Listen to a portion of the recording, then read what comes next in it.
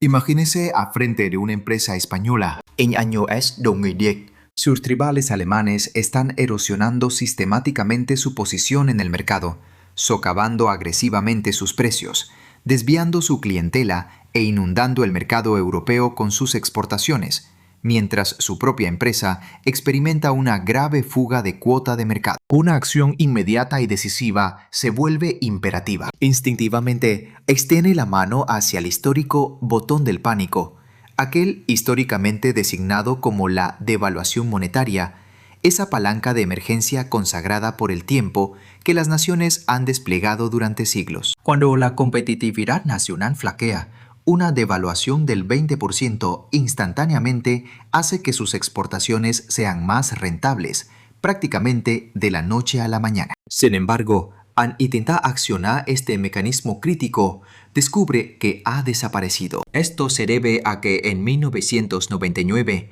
con la adopción del euro por parte de su nación, no solo se integró en una moneda común, renunció a un mecanismo vital de escape económico. Usted intercambió la autonomía monetaria nacional por la membresía en un bloque económico exclusivo. Ahora, a medida que la crisis se desarrolla, las verdaderas implicaciones se hacen crudamente evidentes. La magnitud total de su compromiso. Una unión monetaria diseñada para la indisolubilidad, incluso cuando la desvinculación se convierte en la única estrategia viable para la supervivencia económica. Anticipó que una parte significativa de ustedes está afirmando que el euro, de hecho, rescató al continente europeo. Considero esta premisa fundamental.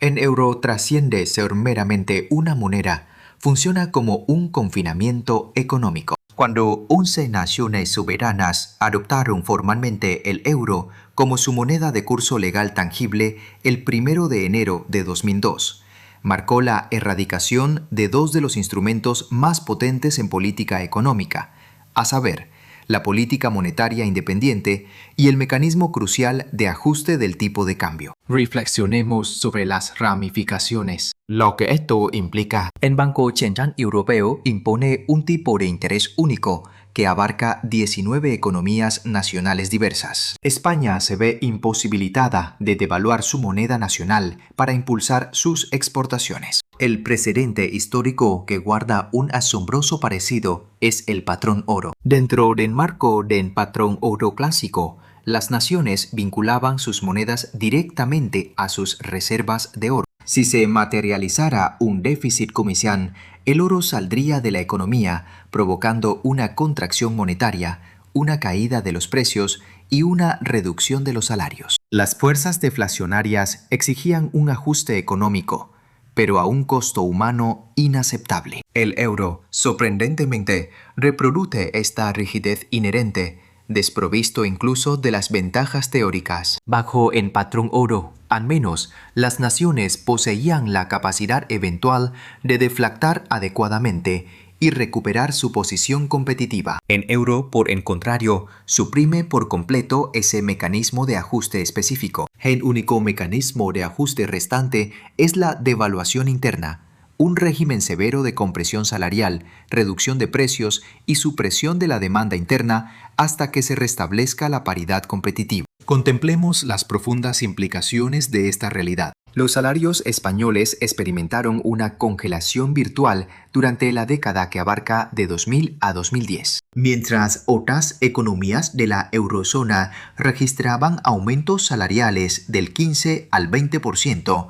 El desempleo griego se disparó drásticamente del 7,8% en 2008 a un asombroso 24,9% en 2015. El desempleo juvenil en las naciones periféricas superó un umbral devastador del 50%. Esto no es un defecto sistémico, más bien es una característica inherente del diseño subyacente. Al adherirse al euro, uno consciente implícitamente que, si la adversidad económica golpea, ya sea una economía recalentada, una burbuja que estalla o un colapso de la demanda global, no habrá una estrategia de salida viable disponible. La carga económica recae sobre vuestros hombros. Esta carga económica, por añadidura, se distribuye con una asimetría abismal. No obstante, el horizonte financiero se oscurece notablemente en esta coyuntura. Mientras la economía periférica se veían atrapadas,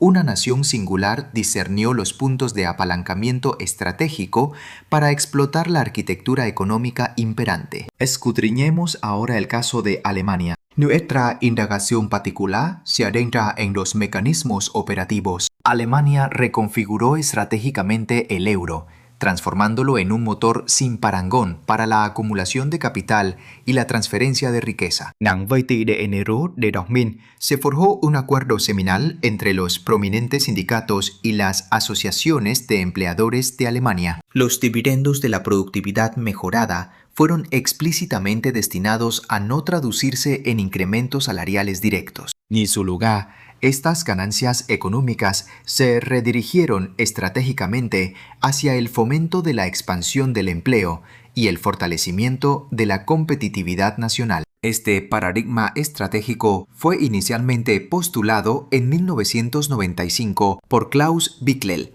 entonces al frente del influyente sindicato IG Metall. Para el año 2000, este marco había sido formalmente institucionalizado como política económica nacional. Lo cálculo económico subyacente era engañosamente sencillo. A lo largo de la década crucial de 1919 a 2008, los costes laborales unitarios dentro del aparato económico alemán mostraron un estancamiento notable. Crucialmente, dentro del sector manufacturero, un bastión del poder sindical, los costes laborales unitarios registraron una contracción significativa del 9%. Concomitantemente, la eurozona en su conjunto experimentó una trayectoria ascendente en los costes laborales unitarios, impulsada por presiones inflacionarias que superaban consistentemente el objetivo del 2% del Banco Central Europeo. Las ramificaciones económicas subsiguientes fueron,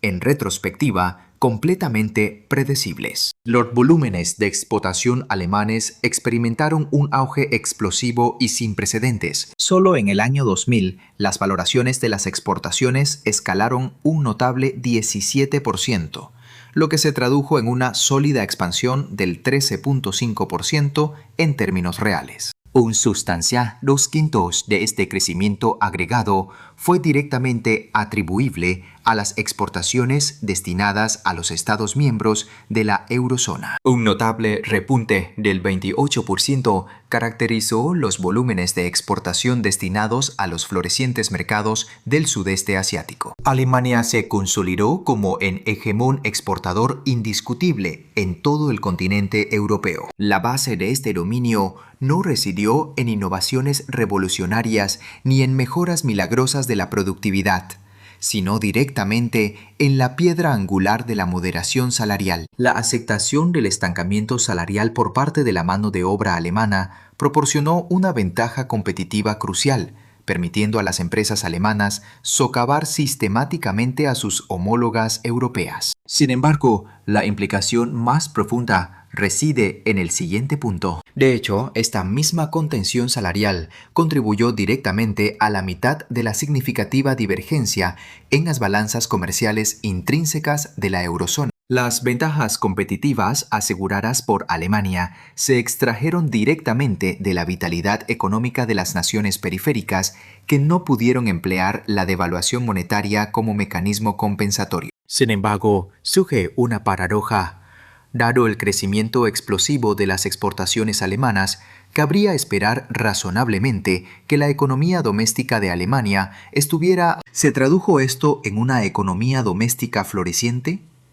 Los datos indican inequívocamente lo contrario. El consumo interno de Alemania, abarcando los años 2000 a 2005, mostró un descenso anual del 0,1%. En marcado contraste, el conjunto de las demás economías de la eurozona registró una sólida expansión del 3,2%. El poder adquisitivo de los trabajadores alemanes siguió siendo insuficiente para impulsar una demanda interna robusta. El modelo económico alemán se centró singularmente en los mercados externos, exportando bienes a compradores internacionales, incluso mientras su propia población lidiaba con la precariedad financiera. Tal configuración engendró inevitablemente un ciclo de vulnerabilidad económica que se autoalimentaba. Alemania comenzó a acumular superávits por cuenta corriente extraordinariamente grandes. Paralelamente, las economías periféricas generaron simultáneamente déficits por cuenta corriente proporcionales. Posteriormente, las entidades financieras alemanas canalizaron estos excedentes acumulados de vuelta a los estados periféricos, alimentando así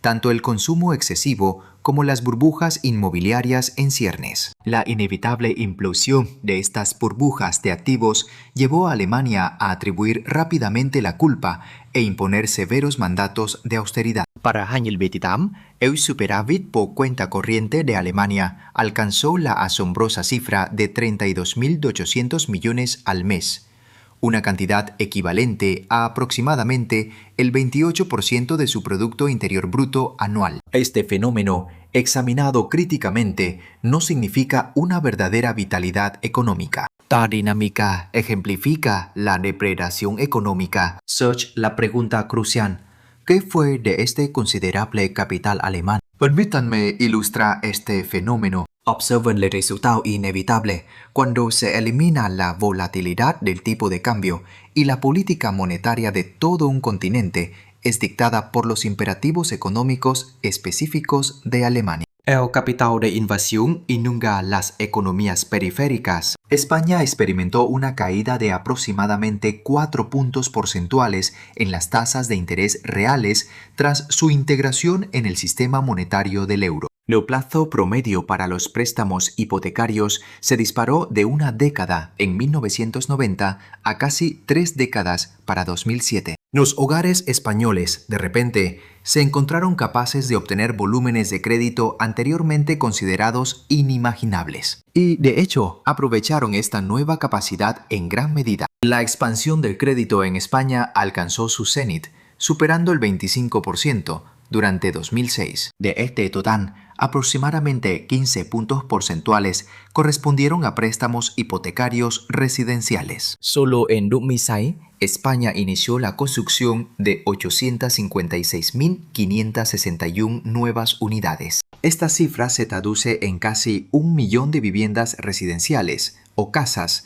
iniciadas en un solo año en una nación de apenas 40 millones de habitantes. Para contextualizar este fenómeno, la actividad de construcción residencial de España en 2006 superó el total de viviendas iniciadas en Alemania, Francia e Inglaterra juntas. Este auge no fue impulsado por la demanda orgánica del mercado, sino más bien por la disponibilidad generalizada de capital barato. El Banco Central Europeo calibró las tasas de interés para adaptarse a la economía estancada de Alemania, haciéndolas profundamente inadecuadas para el mercado español en rápido sobrecalentamiento. Estas tasas de interés suprimidas encendieron un intenso fervor especulativo. Para Jaime Sao, los sectores combinados de construcción e inmobiliario constituían el 18,5% del Producto Interior Bruto de España, una cifra aproximadamente el doble del promedio imperante en la eurozona. Simultáneamente,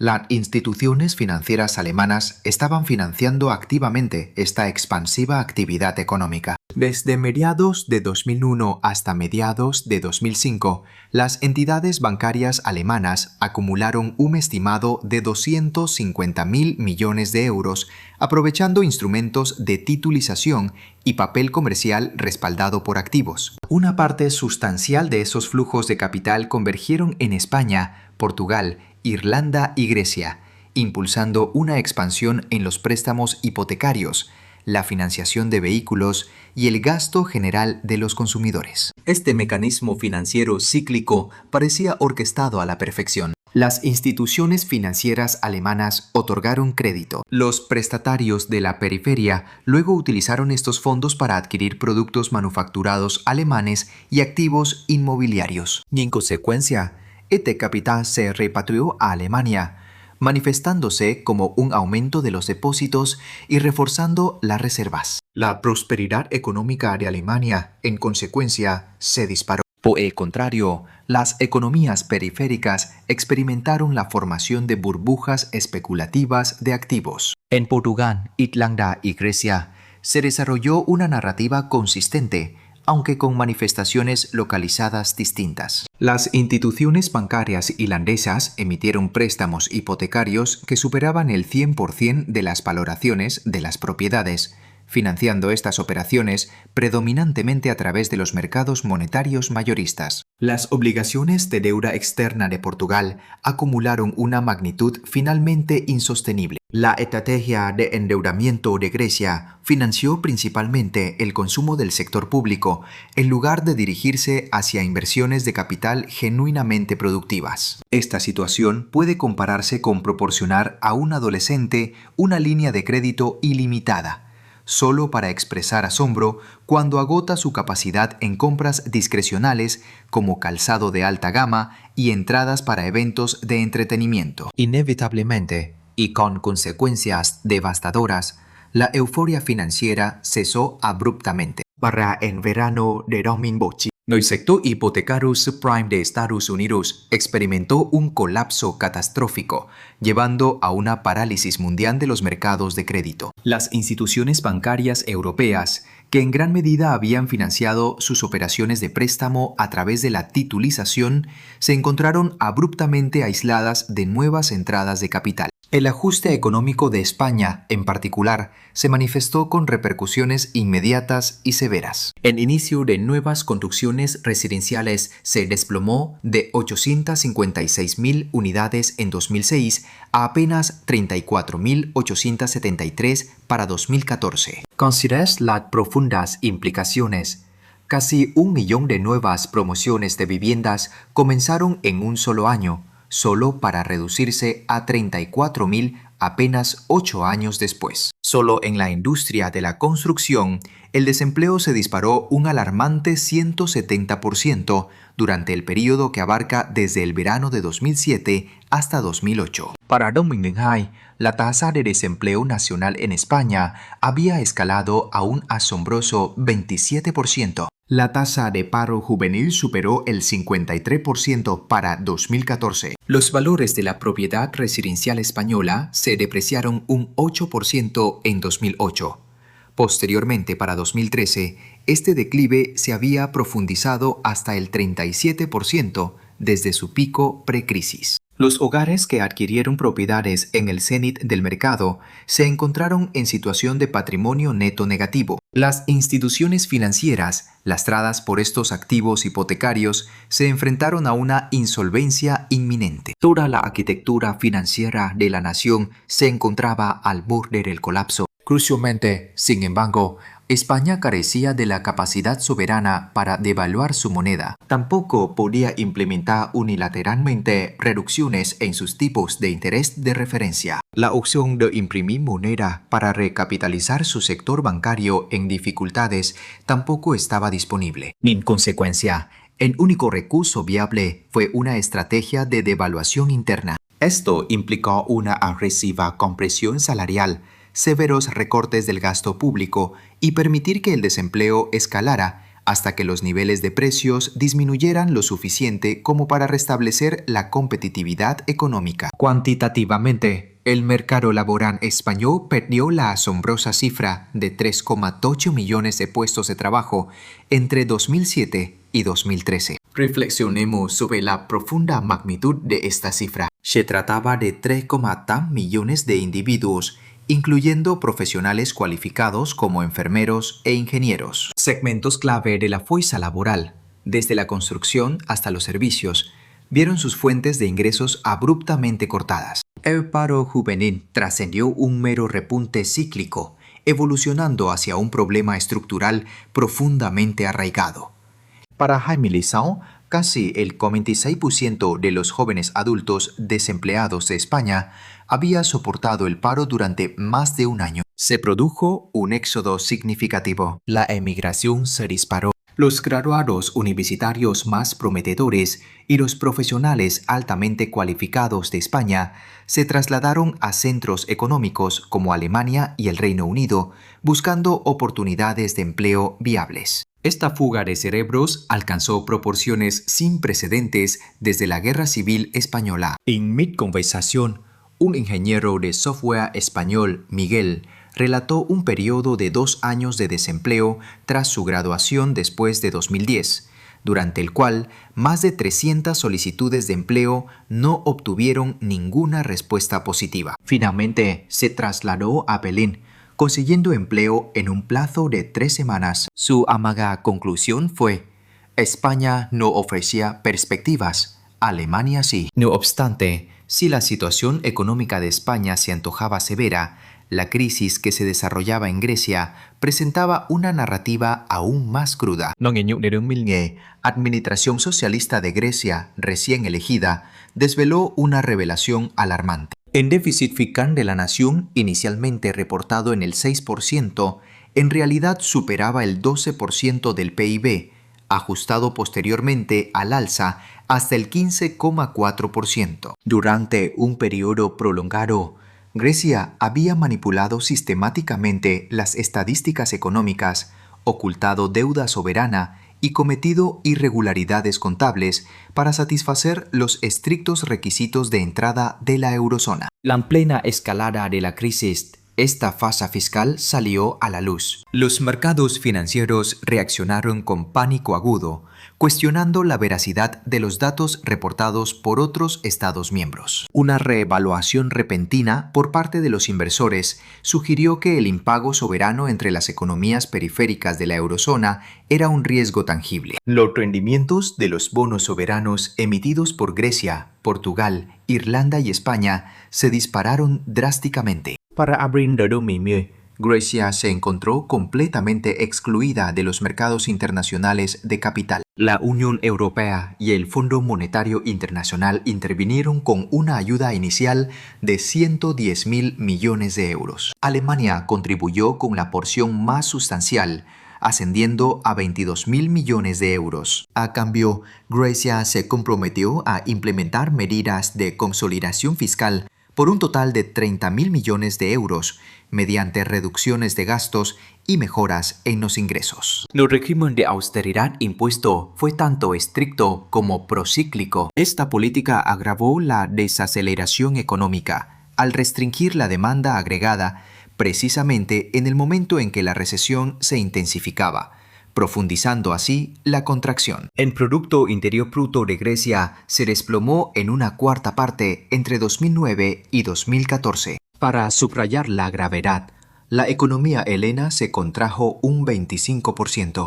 El desempleo se disparó del 7,8% en 2010 a un asombroso 24,9% para 2015. Para las generaciones más jóvenes, el desempleo superó la marca del 50%. Trágicamente, la tasa de suicidio aumentaron un 35% a lo largo de este periodo de agitación económica. La prevalencia mensual de depresión severa escaló de 3,3% en 2008 al 12,3% para 2013. Incluso con sustanciales paquetes de rescate, la relación deuda-PIB de Grecia escaló del 127% en 2009 a un insostenible 179% para 2017. Este aumento no se debió principalmente a un incremento absoluto significativo de la deuda, que creció solo un 6%, sino más bien al catastrófico colapso del denominador del PIB. En 2002,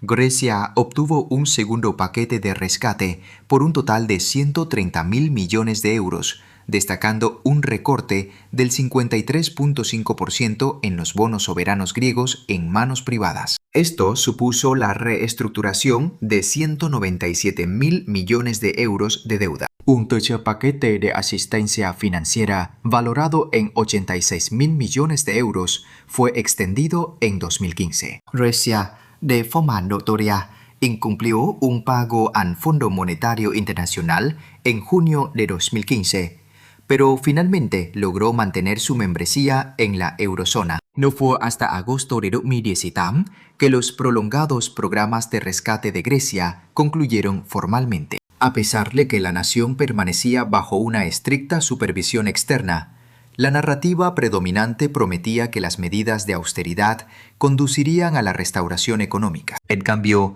estas políticas diezmaron una economía entera, arruinaron a una generación y revelaron crudamente que las reglas fundacionales de la eurozona están inherentemente estructuradas para salvaguardar a los acreedores, a menudo en grave detrimento de las naciones deudoras. Mientras Grecia soportaba su conflagración económica, el capitán salía simultáneamente de la periferia de la eurozona a un ritmo sin precedentes. Permítanme dilucidar un mecanismo crítico, aunque ampliamente incomprendido: los saldos Target 2. Target 2 representa el sistema de pagos interbancarios empleado por los bancos centrales de la eurozona para facilitar y liquidar transacciones transfronterizas. Si un ciudadano griego transfiere fondos a una cuenta bancaria alemana, el Banco de Grecia registra un pasivo correspondiente, mientras que el Bundesbank anota un crédito equivalente. Antes de 2008, estos saldos eran comparativamente insignificantes, sumando aproximadamente 100.000 millones de euros en todos los Estados miembros, principalmente porque los mercados financieros privados eran los principales financiadores de los movimientos de capital transfronterizos. Tras la crisis, la inversión privada abandonó rápidamente las economías periféricas, buscando refugio en la percibida estabilidad de Alemania. Los depósitos bancarios griegos experimentaron una caída precipitada del 17% solo durante 2011. Desde 2009, una cifra estimada de 65.000 millones de euros en capital ha huido de Grecia. De este monto, 16.000 millones de euros se canalizaron hacia cuentas foráneas, destinándose un tercio a Gran Bretaña y un 10% a Suiza. En paralelo, los depósitos bancarios españoles se contrajeron casi un 3%, mientras que los italianos registraron una merma de apenas un 2%. En un contraste flagrante, los depósitos alemanes se expandieron un 3% y los franceses experimentaron un auge del 10% en el mismo lapso. Y este notable éxodo de capitán se materializa directamente en desequilibrios Target 2 de gran calado. Para mediados de 2011, la posición acreedora Target 2 del Bundesbank alemán había escalado hasta los 900.000 millones de euros, aproximadamente. Esta cifra se disparó a 1.082 billones de euros en mayo de 2023, lo que equivalía a cerca del 28% del Producto Interior Bruto de Alemania. Italia y España en conjunto acumularon pasivos Target 2 que ascendían a 1,045 billones de euros, una cifra que representaba aproximadamente el 32% de su PIB combinado. Detengámonos a considerar las profundas implicaciones de esta arquitectura financiera. Si Italia o España llegaran a contemplar una salida de la eurozona, se verían forzadas a liquidar íntegramente estos pasivos, una exigencia que Mario Draghi ya recalcó en su correspondencia de 2017 al Parlamento Europeo. La liquidación de más de 600.000 millones de euros exigiría o bien transferencias fiscales sin parangón o una reestructuración calamitosa de la deuda soberana. Este nudo financiero desvela el entrampamiento de las naciones periféricas. Una salida de la eurozona desataría un pandemonio financiero generalizado, desencadenando corridas bancarias, riesgos de redenominación monetaria y litigios prolongados sobre billones en reclamaciones transfronterizas. Por el contrario, la permanencia dentro del sistema conlleva un estado perpetuo de subordinación económica. La sistema Target 2 no opera meramente como un mecanismo de pago, más bien configura un escenario de rehenes financieros, donde la ingente deuda de la periferia con el centro convierte cualquier intento de salida en un acto de autodestrucción económica. Y en consecuencia, Estas naciones perseveran dentro de la eurozona, incluso en medio de un estancamiento económico pertinaz. Así pues, si la devaluación monetaria se torna inviable y una salida se revela económicamente suicida, ¿qué opciones factibles subsisten? Lo remedio económico dictado, la devaluación interna. Esta estrategia impone reducciones salariales drásticas, recortes de precios sustanciales y la permisividad de que el desempleo se dispare hasta que la competitividad económica sea restaurada. La aplicación histórica de esta política en España conllevó una reducción del 5% en los salarios del sector público, la suspensión de la paga extra de 14 meses habitual para los trabajadores españoles y una disminución del gasto público del 8,9% en 2013. Portugal, bajo los rigurosos mandatos del programa UE-FMI, se vio forzado a implementar severos recortes salariales y de pensiones. Italia inició reformas del mercado laboral diseñadas específicamente para disminuir los costos laborales unitarios. La teoría económica fundamental postulaba una secuencia directa.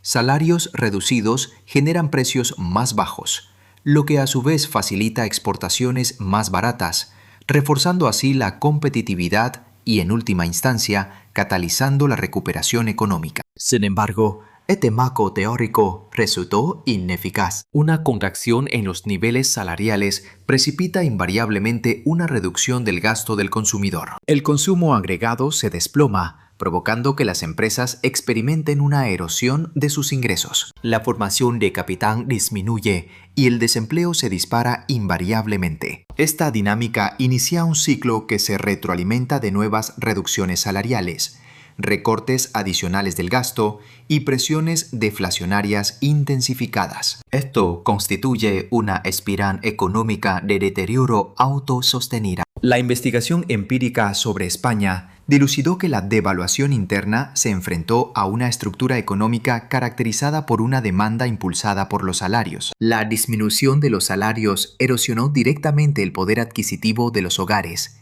lo que a su vez redujo el consumo agregado, profundizando así el entorno recesivo. Si bien el rendimiento de las exportaciones registró una mejora marginal, la profunda destrucción de la demanda infligida a la actividad económica interna superó sustancialmente cualquier ganancia impulsada por las exportaciones. La tasa de desempleo juvenil de España persistió por encima del 40% en 2012, mientras que la tasa general superó el 25% hasta 2018. Aunque el desempleo finalmente retrocedió, la posterior recuperación económica exigió varios años de crecimiento subóptimo y un estancamiento prolongado de la inversión. Italia, en su trayectoria histórica, ofrece una ilustración aún más pronunciada y aleccionadora. A pesar de reformas comparables en el mercado laboral, la proporción de Italia en las importaciones globales disminuyó del 4,5% en 1999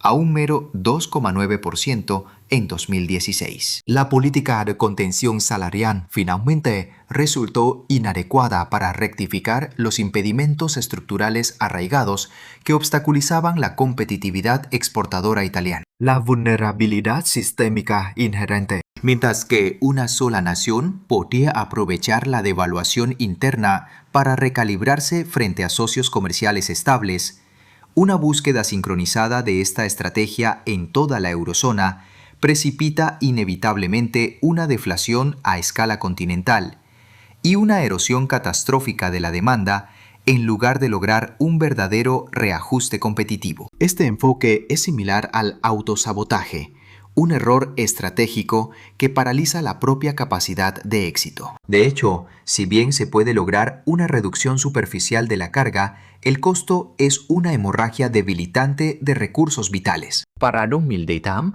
los superávit por cuenta corriente de Alemania se había hinchado a una asombrosa cifra de 32.800 millones de euros mensuales, lo que se traduce en aproximadamente el 28% de su PIB anualizado. Estas cifras trascienden el mero rendimiento exportador impresionante. Más bien sirven como indicadores contundentes de un profundo desequilibrio estructural. La verdad fundamental es esta. Los superávits persistentes de Alemania están inextricablemente vinculados a, y de hecho requieren, déficits correspondientes entre sus socios periféricos. Una nación no puede mantener un superávit de exportación sin que otra nación incurra simultáneamente en un superávit de importación. Así, la ascendencia económica de Alemania se correlaciona directamente con la erosión económica de sus contrapartes periféricas. Al carecer de la herramienta monetaria soberana de la devaluación de la moneda, las economías periféricas se ven obligadas a reducir las importaciones a través de los duros mecanismos de la austeridad fiscal y el aumento del desempleo. Esto inicia un ciclo de autorrefuerzo.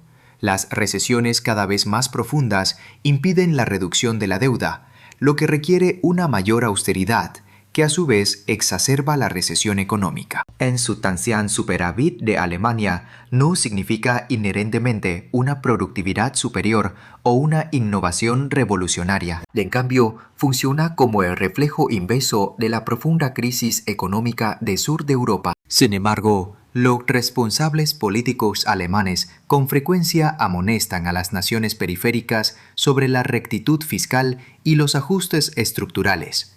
Todo ello mientras, de forma notoria, no logran confrontar sus propios desequilibrios económicos arraigados. El Pacto Fiscal de 2012 codificó formalmente la austeridad como un principio fundamental del derecho de la eurozona. Sin embargo, omitió de forma notoria cualquier mecanismo de aplicación que obligara a las naciones con superávit a estimular la demanda interna o a elevar los niveles salariales. Es una ironía sorprendente que estos marcos regulatorios impongan exclusivamente restricciones a las naciones con déficit, mientras eximen consistentemente a aquellas con superávits persistentes. Uno podría observar la arquitectura del sistema, aparentemente diseñada para servir exclusivamente a los intereses alemanes. Lo profundo costo humano, sin embargo, exige nuestra atención inmediata. Permítanme delinear sus contornos. Hacia 2011, España presenció cómo su tasa de desempleo juvenil se disparaba, superando el asombroso umbral del 50%. Grecia, de forma análoga, se enfrentaba a guarismos que rebasaban la marca de 50%. Estas cifras trascienden la mera abstracción estadística, encarnan las realidades vitales de los individuos. Nos referimos a universitarios, profesionales cualificados y jóvenes familias, condenados a soportar prolongados periodos de desempleo y subempleo. Las trayectorias profesionales consolidadas se vieron fundamentalmente dislocadas. Conjunto de habilidades esenciales, trágicamente, quedaron sin desarrollar. La potencia de ingresos vitalicios agregado para estas cohortes quedó irrevocablemente mermado. Ante el estancamiento, una porción considerable optó por la emigración, en lugar de aguardar una recuperación económica que se antojaba esquiva. Lo quinquenio comprendido entre 2015 y 2020 fue testigo de un éxodo significativo de la juventud más cualificada de España y Grecia, que migró hacia Alemania, el Reino Unido y otras naciones que ofrecían perspectivas laborales viables. Tan fuga de cerebros representa una erosión irrecuperable del capital humano nacional. Observamos a médicos formados en Grecia ejerciendo en Alemania, ingenieros españoles aportando su talento en Londres y profesores portugueses impartiendo docencia en Francia. Las naciones periféricas habían asumido la considerable inversión en su formación intelectual. Por el contrario, las economías centrales ahora cosechan los beneficios resultantes. Una investigación exhaustiva demuestra de forma inequívoca que el desempleo experimentado antes de los 25 años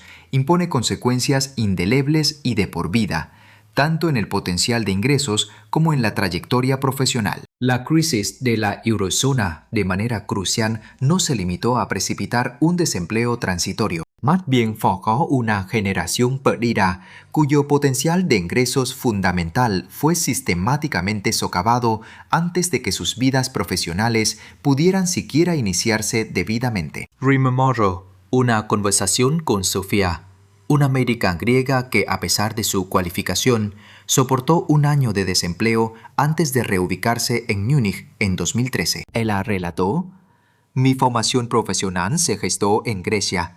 Mi remuneración ahora procede de Alemania. No obstante, Grecia aún se interroga sobre la raíz de nuestro descontento. Así pues, tras una década marcada por crisis financieras, paquetes de rescate, austeridad fiscal y un desempleo generalizado, ¿logró realmente la eurozona la tan anhelada convergencia? La premisa fundamental de la integración europea era, en esencia, sencilla. Se esperaba que las naciones de la periferia económica convergieran paulatinamente con los países del núcleo en términos de capacidad productiva y estándares de vida. Se anticipaba un flujo de recursos financieros desde las regiones más opulentas hacia las menos prósperas. Se preveía la diseminación de los avances tecnológicos y del saber especializado. Lo resultado vislumbrado era una prosperidad universal. Sin embargo, esa expectativa quedó sin materializarse. Si bien los nuevos Estados miembros de la UE,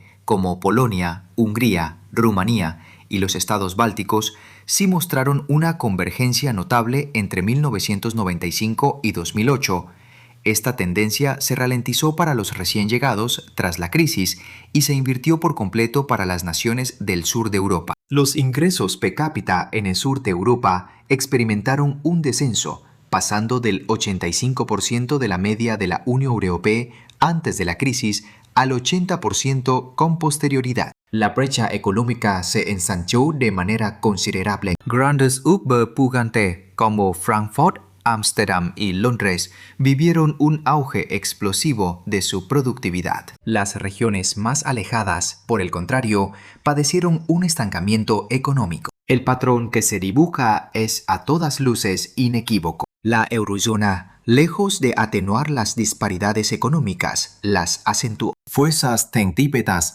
atrayeron y concentraron capital, mano de obra cualificada e industrias de alto valor añadido en las economías centrales ya florecientes. Las zonas periféricas padecieron el éxodo de su fuerza laboral más productiva a través de la migración y quedaron relegadas a actividades económicas de menor productividad. Estudios empíricos revelan que la divergencia económica regional en Europa se ha acentuado desde 2008, lo que sugiere que el desequilibrio competitivo no es meramente cíclico, sino que está intrínsecamente imbricado en la estructura fundacional de la eurozona. La génesis del euro se fundamentó en la ambición de la unificación europea. No obstante, su resultado real ha sido el afianzamiento de una periferia económica perpetua, atrapada en un estado de subordinación. Esto nos lleva a la pregunta crucial, una que ha atormentado a los analistas financieros durante décadas. ¿Por qué estas naciones periféricas persisten dentro de un marco tan restrictivo? La cruda realidad, como nos enseña la historia de las crisis, es que los escenarios alternativos presentan implicaciones aún más catastróficas. Aquí reside su confinamiento económico, una encrucijada histórica para los estados periféricos. Se enfrentan a una elección binaria, cada opción un abismo. Cada sendero, sin embargo, está plagado de peligros inminentes, una lección que la historia económica nos ha impartido repetidamente.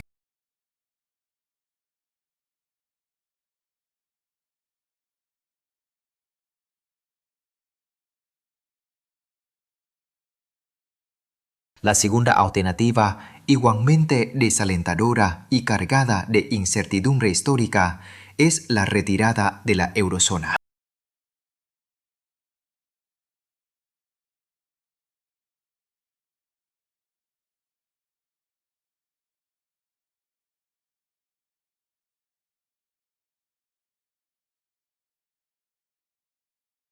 Una decisión de tal magnitud, como nos advierte la historia, podría desatar una inestabilidad financiera de proporciones épicas, comparable a la crisis hiperinflacionaria de la Alemania de Weimar o al impago soberano de Argentina en 2001, fantasmas que aún rondan la memoria colectiva. Dada la naturaleza catastrófica de ambos senderos, ninguno se erige como una solución viable.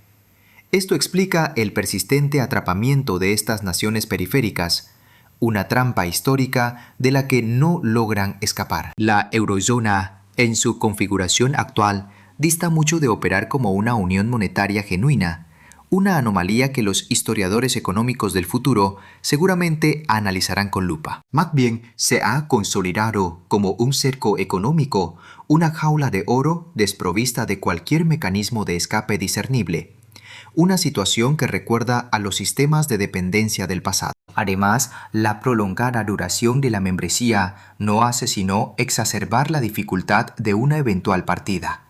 Las deudas soberanas se acumulan, los desequilibrios Target 2 se expanden sin cesar y el caos prospectivo derivado de una salida, como una bola de nieve cuesta abajo, escala a un grado aún más devastador, haciendo que el coste histórico sea inasumible. Si bien la célebre declaración de Mario Draghi en 2012, lo que sea necesario, logró apaciguar temporalmente las ansiedades de los mercados financieros, un bálsamo efímero, dirían los historiadores, fundamentalmente no abordó las deficiencias estructurales subyacentes que aún hoy nos aquejan. El Banco Central Europeo, en su rol de prestamista de última instancia, posee la capacidad de evitar crisis de impago soberano a través de sus programas de compra de bonos, una herramienta poderosa pero no omnipotente. Sin embargo, su poder no se extiende a la capacidad de reinstaurar la competitividad económica o de fomentar un crecimiento sostenible en las economías periféricas, un desafío que trasciende la política monetaria. Así, en dilema fundacional, una encrucijada histórica persiste sin una resolución a la vista, proyectando una sombra sobre el futuro del continente. ¿Es verdaderamente factible que la eurozona opere como una auténtica unión monetaria en ausencia de transferencias fiscales sustanciales de las naciones centrales a las periféricas o sin una reestructuración integral de la deuda, una medida que la historia nos ha enseñado que es a menudo ineludible? O, alternativamente, puede sostenerse sin mecanismos de salida claramente definidos y viables, una carencia que desafía la lógica de cualquier sistema bien diseñado? Un examen minucioso de los precedentes históricos, en particular la experiencia de los Estados Unidos, nos inclina a prever un resultado negativo, una lección que no deberíamos ignorar. Los Estados Unidos, en contraste, operan como una unión monetaria funcional, sólidamente sustentada por una arquitectura fiscal federal. Esta estructura está diseñada para reasignar recursos financieros desde sus regiones más opulentas hacia aquellas que atraviesan dificultades económicas, un mecanismo de solidaridad que la eurozona aún no ha logrado emular. Las contribuciones fiscales de Texas sustentan la solvencia de Mississippi. Asimismo, la producción económica de California proporciona un subsidio a Virginia Occidental. La eurozona, por el contrario, carece de un mecanismo de transferencia fiscal comparable, y el panorama político hace que su establecimiento sea un desafío insuperable. El electorado alemán sigue sin estar dispuesto a sancionar transferencias fiscales duraderas a naciones como Grecia. Los contribuyentes de toda Europa del Norte no consentirán financiar las obligaciones de pensiones de sus homólogos del sur de Europa. Así, la eurozona se encuentra inextricablemente atrapada entre dos posiciones estratégicas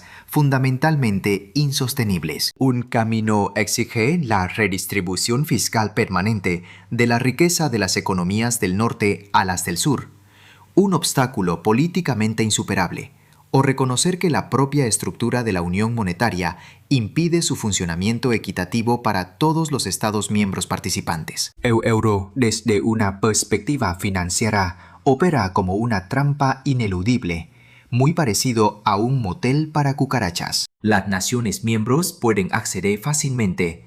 Sin embargo, su salida permanece efectivamente vedada. Para recapitular, Alemania implementó estratégicamente políticas de supresión salarial, acumulando así prodigiosos superávits de exportación, que luego se extendieron como crédito de capital a sus homólogos periféricos, inflando inadvertidamente burbujas especulativas insostenibles, tanto en el sector inmobiliario como en la demanda de consumo. Cuando estas burbujas especulativas inevitablemente se desinflaron, las economías periféricas se vieron privadas de la opción crucial de la devaluación monetaria. Además, carecían de la autonomía para implementar reducciones en sus tasas de interés de referencia y en consecuencia se vieron obligados a un brutal régimen de devaluación interna, manifestándose como una compresión salarial generalizada, un desempleo masivo y generalizado y, en última instancia,